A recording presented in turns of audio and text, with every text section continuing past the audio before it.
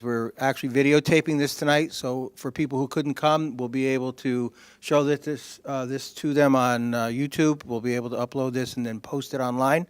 So if you know somebody who couldn't make it, please let them know that'll be online very shortly. So I'm Dale Krupp, and I'm the Director of Economic Neighborhood Development for the town of Hamden, and I've been here for a long time, almost 20 years. And we try to do things that help the community and the businesses in town, the business community. So one of the most important things in my experience working very hands-on with businesses is finding qualified workers and also, having economic growth within the town. So we're really interested in the prosperity of all the residents, not just the businesses. And the good way to do that is to match businesses with workers going into the future. So Hamden has a lot of growth sectors that are primary in our town. The typical ones that you know are retail and manufacturing and healthcare. And what we're trying to do is work with those sectors directly to try to match employers up with workers now and in the future. This is the beginning. We want to really focus now on these programs for parents and children. I've gotten lots of calls since we've been publicizing this, because a lot of people need a job. We have people who are ex-offenders. We have people that have disabilities. We have people who just want to upgrade their job prospects. And we can't do everything at once, but what we're trying to do is start in the most basic place with parents and kids. So we are starting an 8-part series on the key economic sectors in Hamden. We're starting with healthcare, and later on in the program, we are going to talk a little bit about the future sessions. I will tell you we have one on STEM on February the 5th. Come on in, sit down. Welcome. And rather than spend time introducing all the speakers, I put their bios on the table. I don't think I have enough for every single person, but take a look and read them over. We have one substitution tonight. We lost Leslie Balch from the Quinnipiac Valley Health District because of illness, but we picked up Mary Moran, who's the principal at Eli Whitney Technical School, and she will introduce herself later on when we get there. So with that, I'm going to turn this over. The idea here is to create a dialogue between parents and young people and the businesses to find out what the marketplace is like, what kind of money they can earn, and what kind of education and training that they need. So tonight I'm going to start off with Michelle Pepe, who works in the radiology department. Your title she will give, and talk about that piece of the healthcare market and job prospects. Thank you. Good evening, everyone. My name is Michelle Pepe. I'm a senior manager at Yale New Haven Hospital. I've been with the hospital for 23 years. My background is in nuclear medicine and PET-CT. I attended Quinnipiac College, and I have a degree in nuclear medicine, and I am board certified in nuclear medicine and molecular imaging. Tonight I'm going to be talking about all the different career opportunities in radiology. Radiology is a field where you can look at bones, blood vessels, organs, tissues. You can use x-rays, you can use nuclear radiation, you can use radio or sound waves, or a magnetic field. Most of the programs, college programs, are 2 to 4 year programs, and those programs are within radiology, nuclear medicine, and ultrasound. Nuclear medicine and ultrasound is separate schooling from radiology. Nuclear medicine, what they really do is they look at the body at a molecular and cellular level. These programs are 2 or 4 year programs. After students graduate from their college programs, they do have to sit for boards. Once you become board certified, you can either work in a hospital or in an outpatient clinic. Within nuclear medicine, the new field is PET-CT, which is today called hybrid imaging, where they combine a CT unit with a nuclear medicine unit. That does require students to do additional academic hours and get certified in CT. New grads will start at $28 an hour, which is about $58,000 a year. If you come in with the additional certification in CT, you will start at $30 an hour, which is about $62,000 a year. Ultrasound uses radio and sound waves. These sound waves create images of organs, soft tissues, blood vessels, and other structures inside the body. Again, these are 2- and 4-year programs. After graduation, again, students do have to sit for basic ultrasound boards and 1 specialty boards. Those specialty boards can either be in abdominal imaging, OBGYN, breast, vascular, musculoskeletal, pediatric, cardiac, or echocardiogram. Starting salary is $29 an hour, which is $60,000 a year. With each additional board certification, your salary does increase by 5%. What usually happens is students will graduate, come into the hospital, or go into an outpatient setting with that certification in basic ultrasound and that specialty board, and then the hospital or the outpatient facility they are working for will pay for them to get those additional boards. And again, each additional board will increase your salary. X-ray or radiology programs are 2 to 4 years, and also requires board certification and Connecticut state licensing. These programs, new grads will start at $23 an hour, which is about $50,000 a year. But you could advance, once again, you come into where you're working, you could advance into MR, CT, mammography. There is additional classes you do have to take for clinical hours. Those classes can be taken at Quinnipiac or they can be taken at Gateway.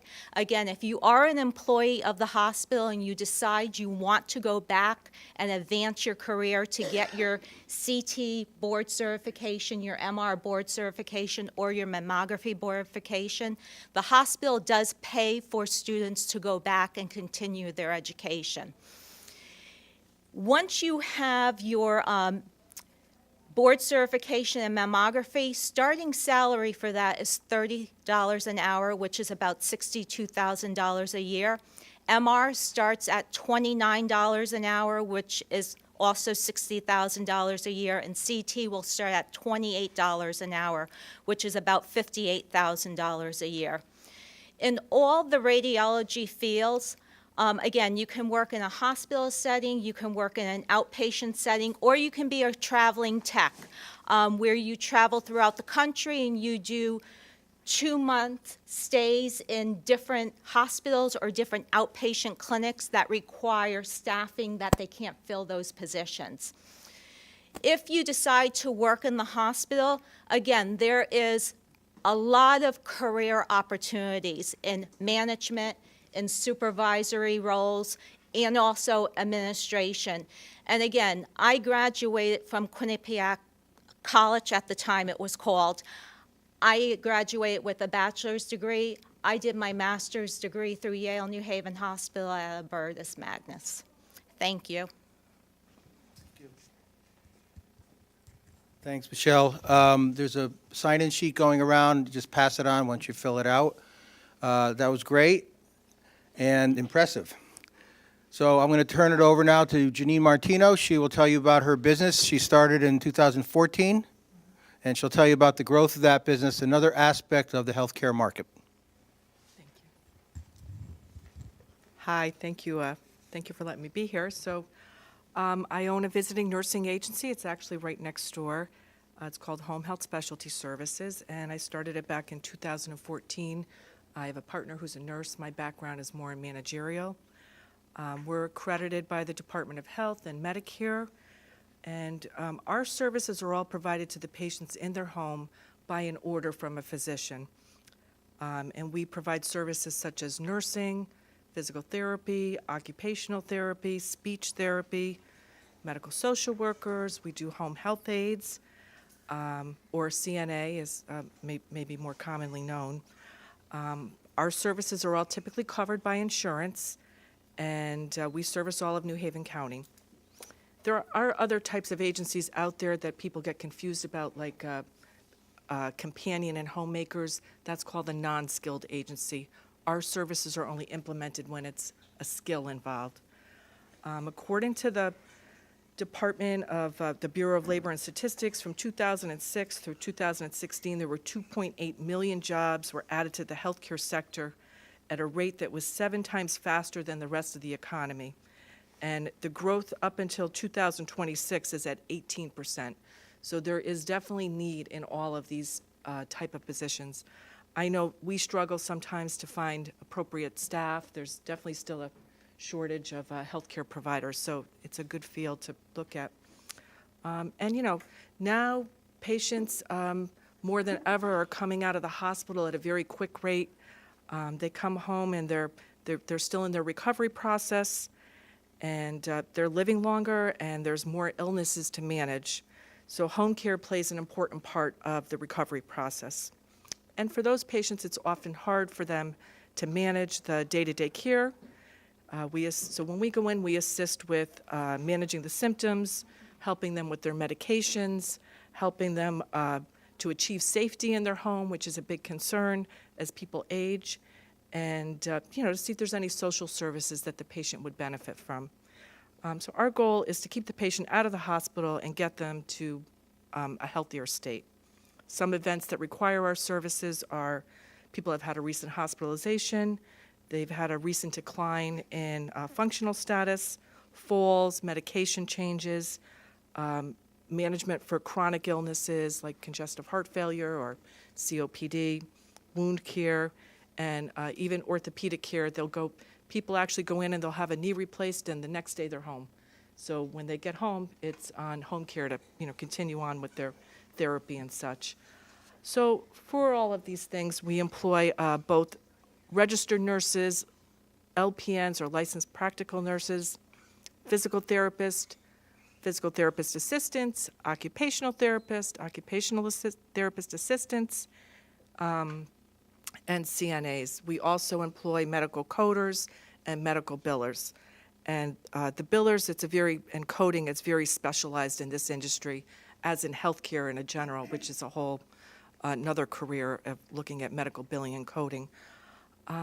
All of these positions are in demand, and like I said, it's hard to even fill some of these jobs. So we hire full-time, part-time, and per diem is just as a ad-needed position. So what kind of training do you need for all of these type of things that are needed? And obviously, most of these positions, they translate to work in a hospital, a skilled nursing facility, not just home care.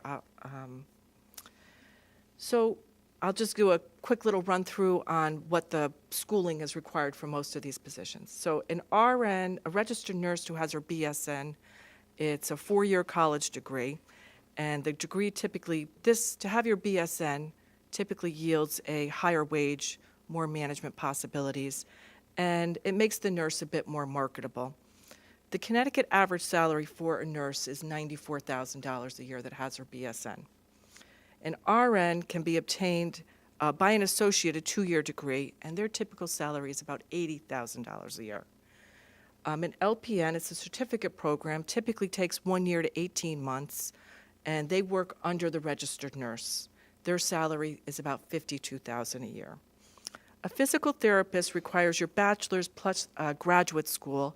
It's typically a 7-year schooling, and their average salary is about $86,000 a year. A physical therapist assistant is acquired by getting your associate degree, which is a 2-year program, and they work under the physical therapy, under the direction of the physical therapist. And their salary is about $61,000. Occupational therapy is your bachelor's plus your master's, typically 6 years, and the salary is about $89,000 a year. You also have a occupational therapist assistant, which is an associate's degree, 2-year program, and they work under the occupational therapist. Salary is about $54,000 a year. Speech therapist, it's your bachelor's plus then a master's, 6 years, $89,000 a year. A home health aide or a CNA, when you're a certified nurse's aide, that's the program out there. When you go to home health, we call it a home health aide. And again, it's only skilled services. They help with the patient's care of showering and bathing and dressing, those type of things. That's a certificate program that can be obtained in as little as 2 weeks for full-time or 6 to 8 weeks if you go part-time. Their average salary is about $32,000 a year. And then you have your medical coders and billers. Those programs are about 9 months, and the average salary is about $44,000 a year. So all of the clinical positions that I talked about are, sometimes we hire them, a lot of them are hired per diem, and they actually have potential in home care to make even more because they can do more visits and they get paid by the visit. So home care is definitely a great field that is growing rapidly. So where can you get the training for these type of programs? Obviously, your bachelor's degree and master degree programs can be obtained at most universities, as Southern or Quinnipiac or University of New Haven, wherever. To get your RN license with an associate's degree, I believe there's programs at Gateway, which you will attest to, I suppose. Goodwin and Bridgeport Hospital has programs to get your associates. And there's an LPN program at Eli Whitney, Porter and Chester, and Stone Academy. The physical therapist and occupational therapist assistant jobs that require the associate degree, they have programs at several community colleges in Connecticut. I believe Housatonic, Manchester, and Naugatuck community colleges offer those associate programs. And the CNA certificate is available at several different locations. A couple that came to mind were the Red Cross, and there's a school in West Haven, it's prep school, and medical billing and coding, I believe Porter and Chester, and Gateway Community College both have programs on those type of skills. So the last thing is, what's an important skill for this field? Obviously, you should be caring and compassionate, and want to help people. You should have the ability to interact well with patients and their families and caregivers, and have very good assessment skills, which when we work in the home environment, that staff members in the home, and they're assessing a lot of different things, not just the patient, but the living environment, the safety of the patient, and you have to be able to communicate and recognize when there's safety issues. And I don't know, that's what we do to try to assess and keep the patient at home and trying to achieve wellness. Thank you. Thanks, Janine. We're going to have questions and answers at the end. Young people, what do you think so far? It's more than just fixing broken bodies. It's doing a lot of things for people that are physical and, in many ways, a lot of care. Now we're going to change it up a little bit. We're going to flip healthcare into a different environment. Whitney Center is the largest, outside of government, is the largest employer in the town of Hamden and the highest taxpayer. Mike Rambros is the president and CEO and a good friend, and I'll let him take it from here. Speak up.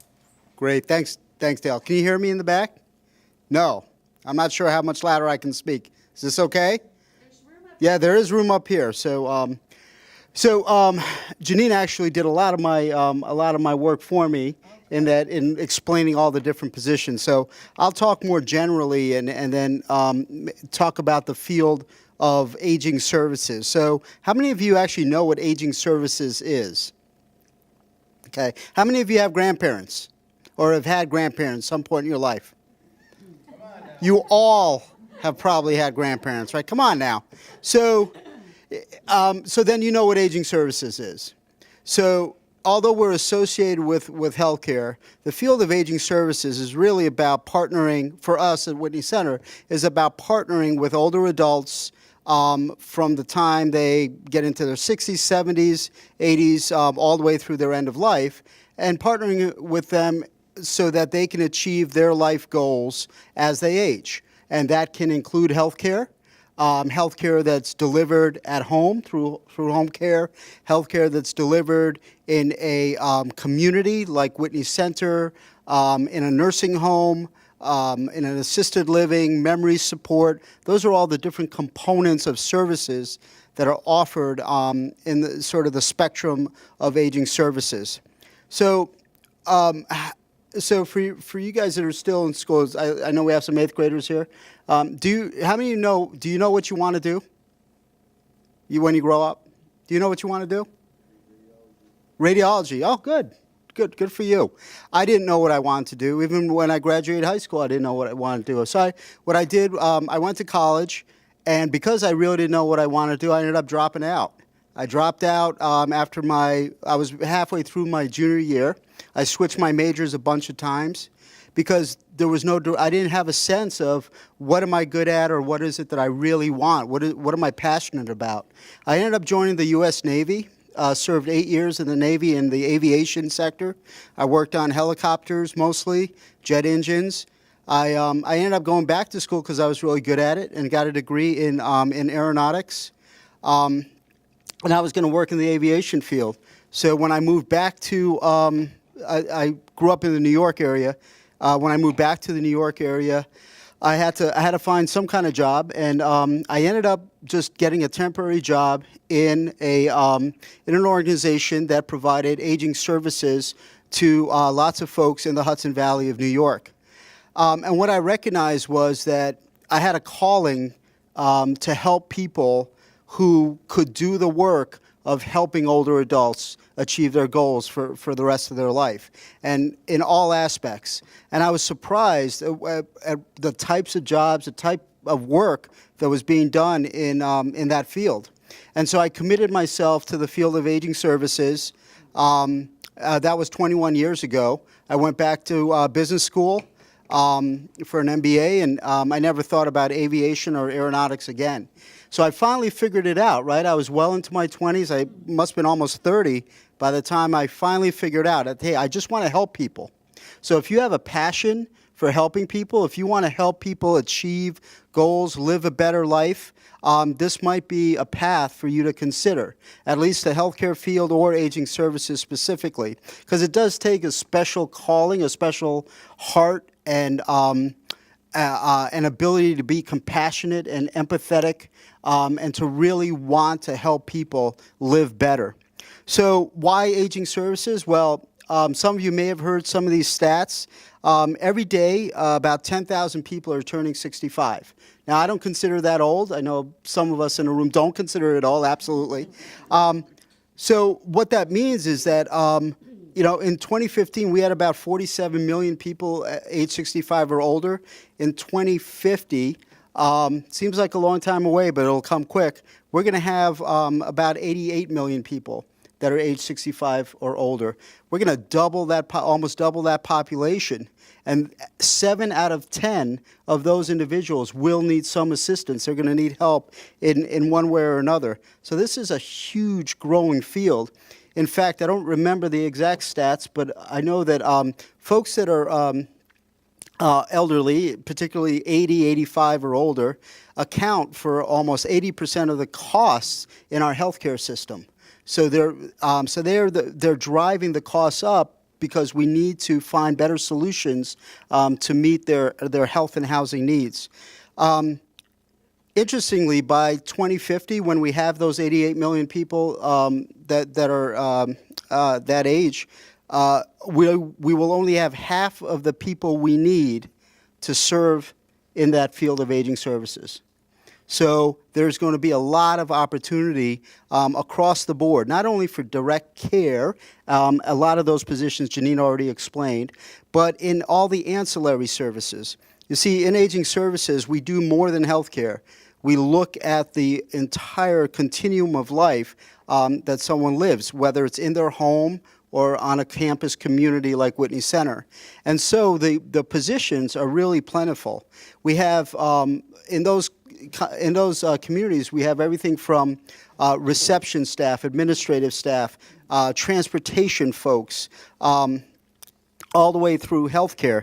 In fact, for those of you who may not go on to college, there's lots of opportunity with a high school education and some training. And, the CS certified nurses aides is one example. Personal care aides is just another type of certification. LPNs, food prep, dietary, culinary. We talked about home health aides, personal care aides, buildings and grounds maintenance, facilities. There are lots of buildings associated with communities that need to be taken care of. Whitney Center was opened in 1979, so half of our campus is 40 years old. We've got a whole maintenance staff. We've got heating, ventilation, air conditioning technicians. We've got plumbers, electricians, general maintenance, laborers. So it's a wide spectrum.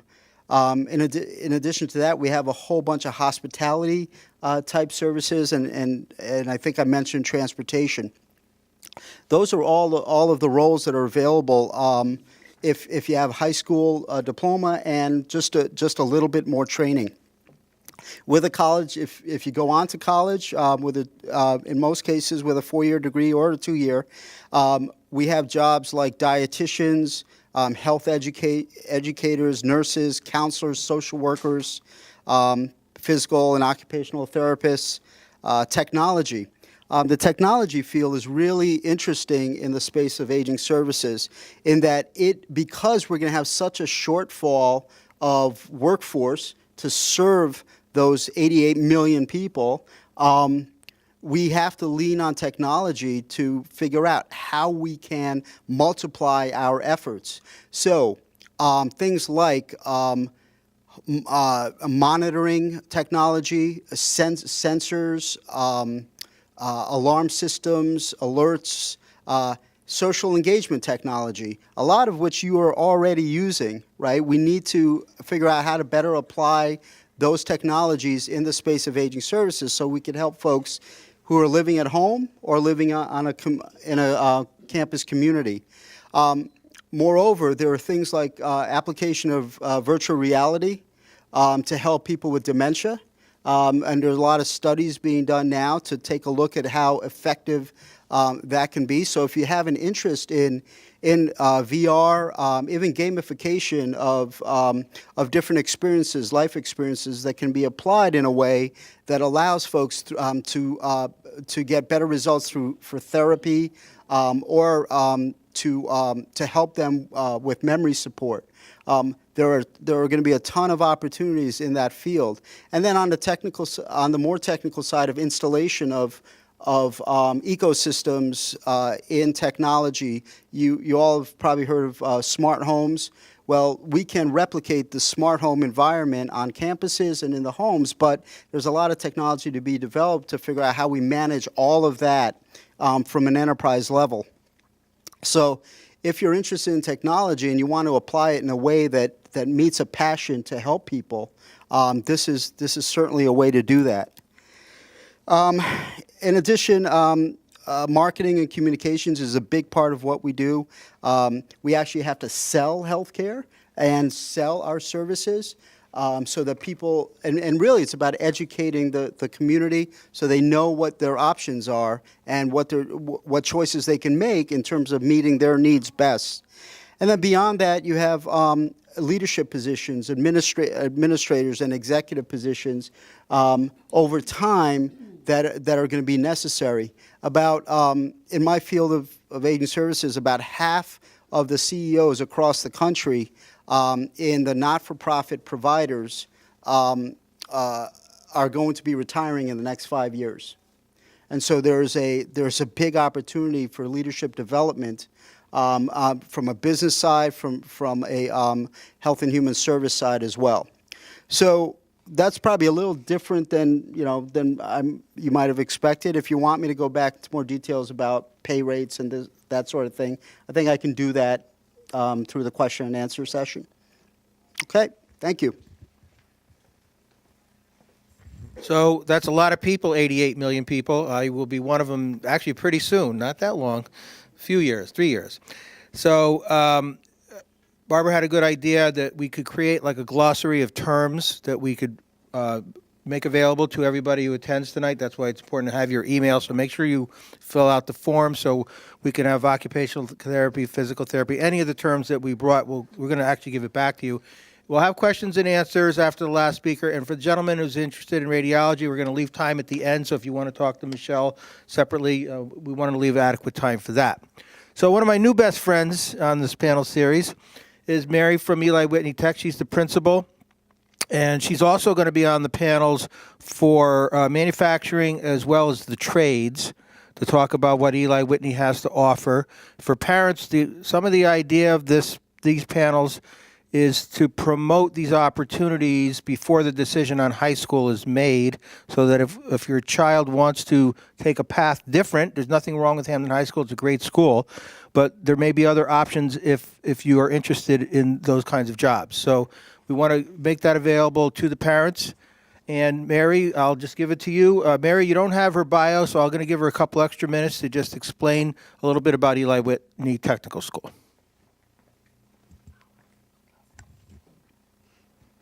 Eli Whitney Technical High School is one of the 17 technical high schools in the state of Connecticut, and we are located on Fairview Avenue, almost sitting on the southern campus.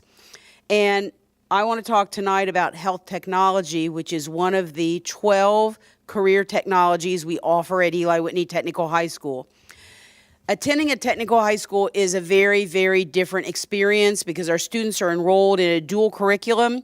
They graduate with a high school diploma, but they also graduate not just having gone to a shop class, but having been truly immersed in a career experience.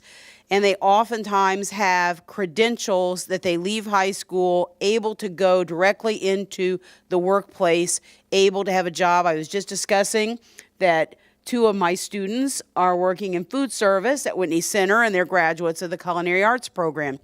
They can become executive chefs or be on TV, but they work at Whitney Center, and they're doing a great job.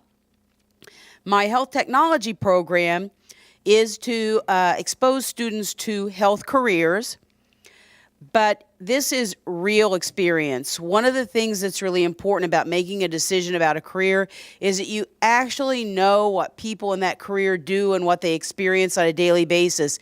It's nice to say, I like to help people. I want to be helpful. I'm a nice person. I want to be helpful. But you need to understand what it really takes to help people, because sometimes it's not pretty and sometimes it's kind of messy, and other times it can be very clean and soothing. So you really need to understand what that's like before you jump in and head for that career. So our health technology students actually do clinical experiences like someone would do if they are in a nursing program. So starting at the end of sophomore year, they start going to clinical experiences, and they do that through their junior year. We have relationships with some medical facilities in the area, and some of you may have seen our little blue buses out and about. Sometimes the blue bus is taking our health technology students to a medical facility, and as children, they're not administering medicine or things like that, but they spend a lot of time helping people with their personal things, helping them with bathing, helping them with moving in bed, helping them be fed, reading stories to the elderly, other types of services like that. At the end of their junior year, they sit for the Certified Nursing Assistant exam, and if they pass, as of that day, they are officially certified nursing assistants, and they can get employment in that field. Their senior year is dedicated more to things like medical filing, medical coding, things like that. And a certified nursing assistant is someone who does a lot of routine care for patients. They do not administer medicines, but they can take vital signs. They can help with clothing, bedding, providing meals, providing other support tools to patients, getting their water, helping them to the bathroom, things like that. And they really are a great support, especially in nursing facilities. They do a great service because, you know, the elderly need a lot of care in those areas. On graduation, if these students choose to pursue a medical career beyond CNA, if they go into a nursing program, they are head and shoulders above the other students because they've already had clinical experiences. If they want to go into other fields that don't require a college degree, again, they already have had a lot of medical training that puts them ahead of the game. And our students also receive ECE credits, and ECE stands for Early College Experience, and they get UConn credit for medical terminology, and they also get some credits from Gateway for the coursework that they complete at Eli Whitney. So they can even go in saving a little money because they've already got a few credits under their belt. I also wanted to mention that Eli Whitney does no longer have an LPN program. We do not have that program. The adult medical programs were closed a couple years ago, and I do have some good news, though, and that is that Gateway Community College has decided to open a surgical technology program, and they are operating that surgical technology program in my building because we had that program all set up, and then it closed. And this is a fantastic field. Hospitals are desperate for surgical technologists, and our building has actual operating rooms and gurneys and all kinds of stuff that looks like a real hospital, but they spend a lot of time in clinical as well. And when we operated that program ourselves, every student was employed at every graduation. It's a 10-month program, I believe, and the students make probably $60,000 to $70,000 day one.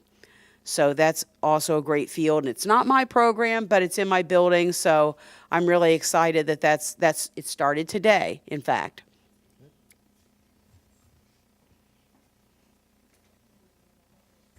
Thanks, Mary. You know, when we started planning this series, we have all kinds of residents calling us about jobs, older folks, middle-aged folks. So I'll interject during a lot of these series about jobs that we know about. On the table over there is a bunch of information from the 2020 census. They're hiring now, full and part-time. Why don't you grab a card on the way out for anybody over 18 years old. So I just want to point that out. A woman, Celia Hernandez was here earlier. I have her email, but you can go online and apply for the jobs. I just want to mention that. So we're going to take questions, but I'm going to start, Janine, with a question to differentiate between physical therapy and occupational therapy.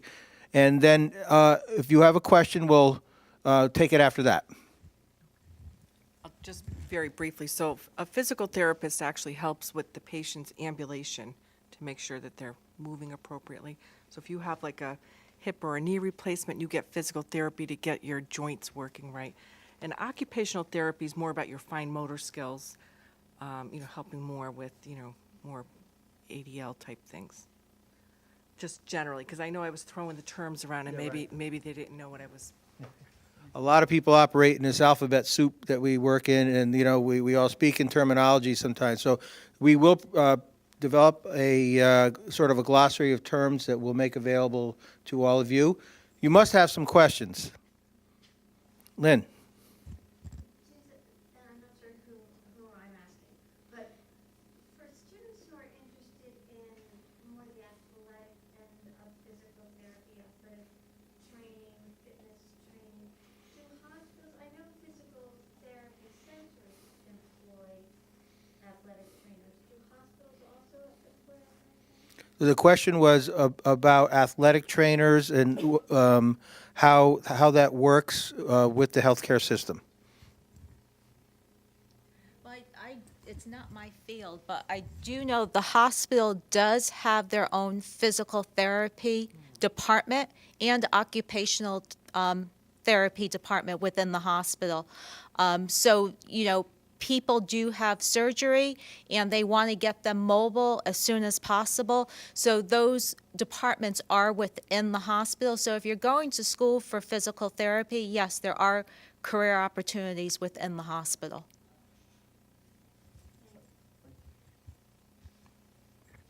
So I don't want to get too far out of my depth, but I feel like I need to let you know that one of the staffing positions we have at Whitney Center is an exercise physiologist, and so it's someone who's also studying for a PhD in kinesiology.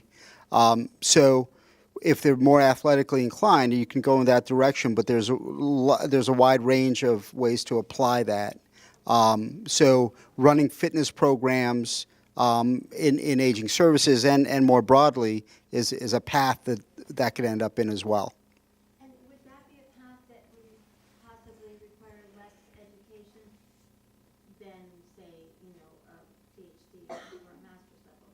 Are there certification programs for that? Yeah, so if you pursue a 4-year degree in exercise science or exercise physiology, there are certifications. There's an association of exercise science. I'm not sure exactly what it's called, but there are certifications you can get, and with that you can get entry level type positions in various communities and agencies that are also doing this kind of work in people's homes.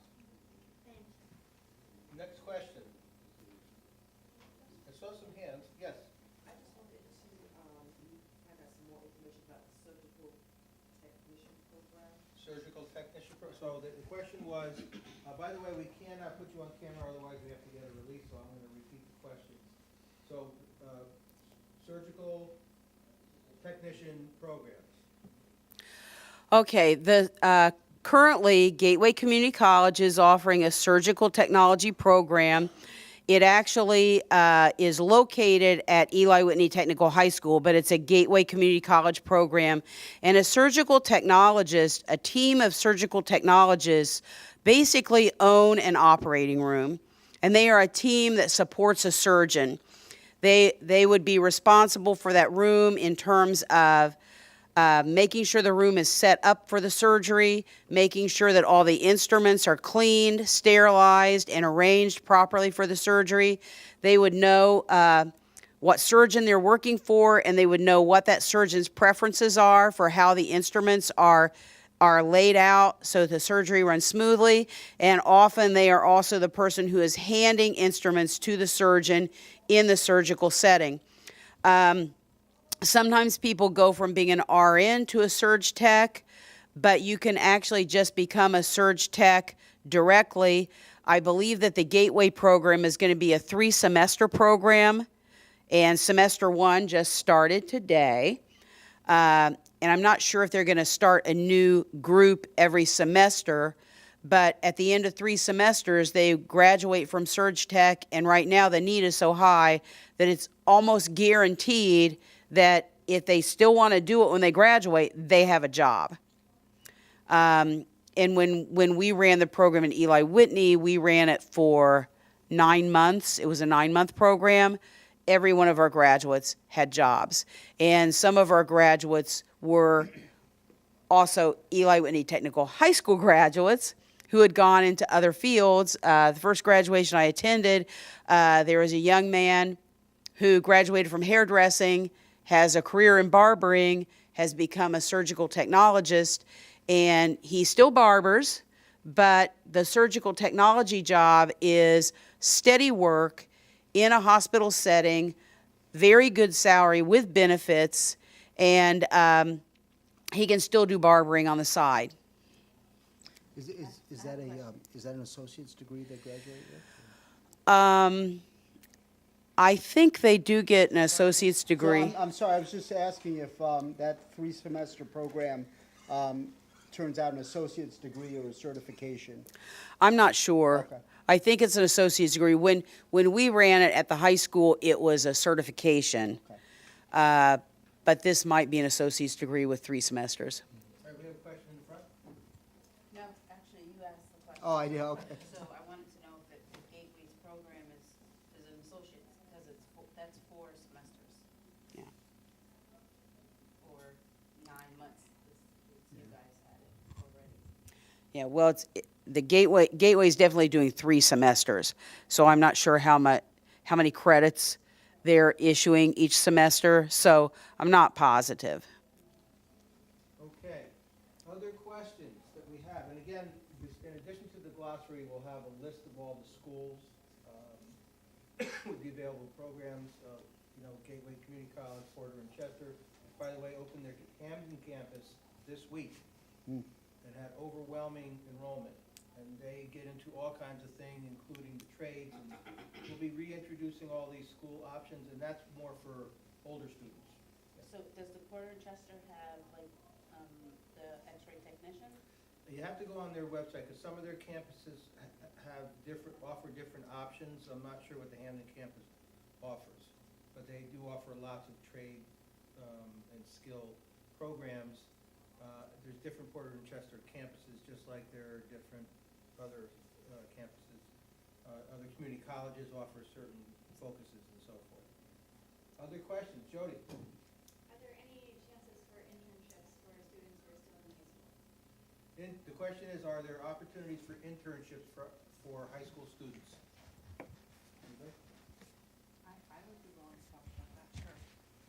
Yeah, no, I would be willing to talk individually to people that might be interested in. The answer is yes. Yeah.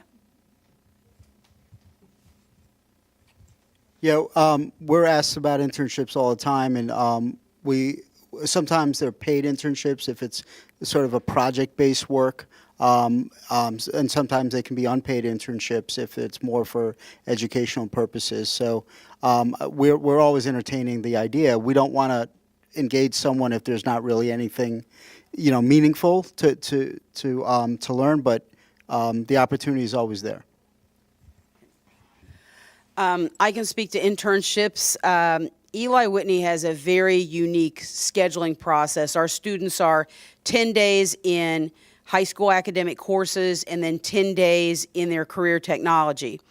And we encourage our students to participate in what we call work-based learning. And in work-based learning, if they have either a paid position or an unpaid internship that is directly related to the career technology that they're studying, they can be released from school on career technology days and actually go to that job. It might be a job that they also work after school during academic days, but this gives them not only are they able to say on their resume that they graduated from our school and they have the credentials that they got at the school, but they have real work experience in a business. Additionally, some of our trades do what we call production work, which means we take on work in the community and the students go do real work in the community with their teacher. We build houses, we fix cars, we run a restaurant, and our health tech students, they do their clinical experience. So they can put on their resume that they did clinical experience. We do a lot of work with Mary Wade, that they did their clinical experience at Mary Wade, and they can speak directly to the skills that they applied in that position. Hey, while you're there, Mary, why don't you tell everybody about the restaurant, when it's open, and that it's a public place? Our restaurant is open to the public. It's only open on school days, and it's closed on Mondays, just like a lot of restaurants in New Haven are closed on Monday. So we're open Tuesday through Friday on school days, and we are open from 11 to 1. And you can get basically a gourmet meal for about $6. It's fabulous. I will say it's not the fastest service because there are children learning to be chefs that are preparing and serving the meals, but it's worth the wait. Thank you. I've eaten there. It's excellent. What's the name of it again? It's the Owl Cafe on Fairview. It's right in the school. Owl Cafe. That's the Owl Cafe on Fairview. We'll take another question, but with regard to internships, one of the panels, probably one of the ones later in the spring, will be focused on job readiness. So we will be talking about internships, how to get them, and making connections. We're putting it towards the end of this series, so we have, parents will have heard lots of the panels already. We will be talking about appearance, interview skills. We talked a lot about that today. Financial literacy. We're going to have a speaker on financial literacy and student debt. So that will be a panel because we cannot send our children out into the workforce without being really ready to do so. Their chances of success are minimized. So what other questions do we have before we get more informal and you could talk more directly to the folks that were here tonight? Yes?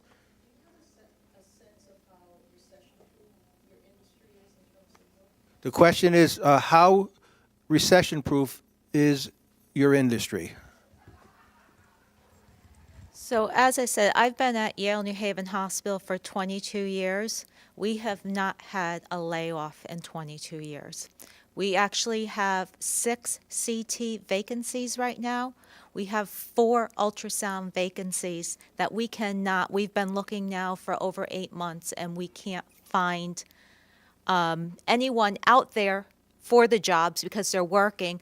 So we have programs with Gateway Community College. So what happens is the students do their academic work at the college, and then during their first year, they start doing clinical hours at the hospital. We get to know these students because we're with them for 2 years. I can tell you over the past 8 years, I have hired 10 Gateway students before they even graduated because they were that good clinically that I wanted them as employees. One more question. Yes. Do you work with St. Vincent's Hospital or St. Vincent's? We do not work with St. Vincent's. The Yale Health System, the hospitals that are incorporated are Yale New Haven Hospital, Bridgeport Hospital, Greenwich, Lawrence Memorial, and Westerly in Rhode Island.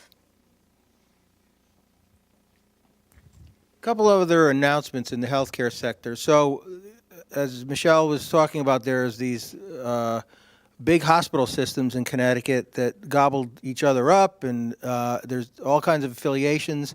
In Hamden, we're very lucky to have opening on Whitney Avenue, just north of Skiff Street on the left, which used to be the St. Raphael's Surgery Center, the Northeast Alliance Surgery Center, which will be opening any time now, certainly by the spring. They're just waiting for some of their licensure.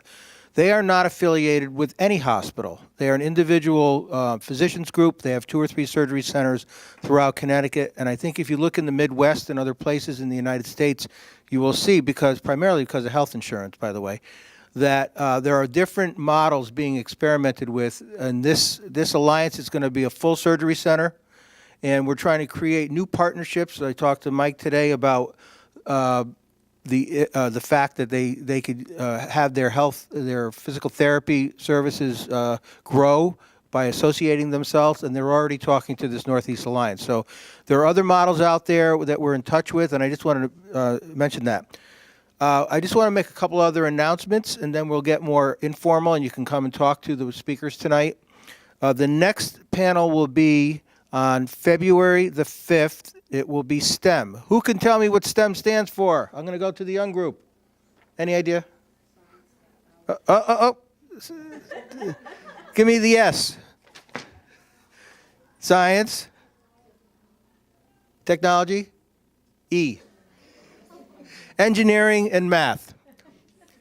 So the panel will be in the Friends Room of the library. The library is closed at 5:30 on Thursdays. That's why we're here tonight. We're going to probably have most of these panels here. We're going to have probably some of the panels at Brundage on Circular Avenue to use the public library system. We will have a different set of speakers for the STEM panel. We will have Dan from the high school because we're rolling out a STEM Academy this coming fall in September. Just to give you the other ones that are coming up, we do not have dates yet, but the next 2 that will be planned will be manufacturing and the construction trade. So Mary will be back for both. You're going to be our most frequent guest, Mary, I think. So we have manufacturing, vocational options, IT, information technology, sustainability, and environmental science will be one. Entrepreneurship, some people want to open a business. You've done both, right? From 3 to 50, Janine. And job readiness will be towards the end. We might, if time permits, we might actually do one or two of these twice, depending on the interest. And what I would ask that you do is come to all the panels, or as many as you can, and spread the word to other parents. And we're working with the Board of Ed to get the word out in addition to ourselves. Any final questions? Please spend a few minutes and talk to our panelists. Don't be shy. They want to talk to you. So thanks for coming.